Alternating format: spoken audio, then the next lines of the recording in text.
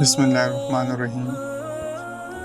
جنگ و جدال، بحث و مباحثہ، حجت تکرار مہلک ترین صفات میں سے ہیں۔ جب خواہش نفسانی غالب آ جاتی ہے تو وہ دوسروں کے افعال و اقوال پر اعتراضات کیا کرتا ہے اور ہر ایک کی بات کو حقیر اور کمتر خیال کرتا ہے۔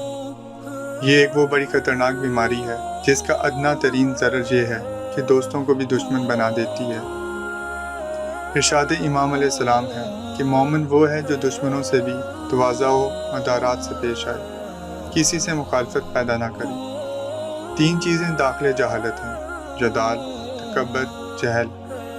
7 آدمی وہ ہیں جو اپنے نیک اعمال کو تباہ کر لیتے ہیں، اور 7واں شخص وہ ہے جو اپنے دینی بھائی سے جنگ کر کے اس کو اپنا دشمن بنا لیتا ہے۔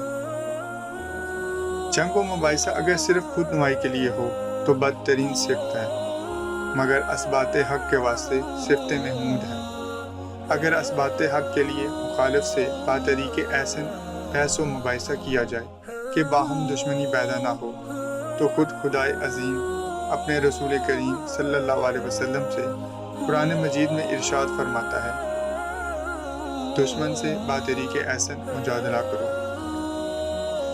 امام زین العابدین علیہ السلام کی جنگ و جدال سے بچنے کے لیے دعا: بار الہٰ، اس ذریعہ سے اہل اسلام کی تدبیروں کو مضبوط، ان کے شہروں کو محفوظ اور ان کی دولت و سرود کو زیادہ کر دے، اور انہیں عبادت و خلوت گزینے کے لیے جنگ و جدال اور لڑائی جھگڑے سے فارغ کر دے، تاکہ روئے زمین پر تیرے علاوہ کسی کی عبادت نہ ہو اور تیرے سوا کسی کے آگے خاک پر پیشانی نہ رکھی جائے۔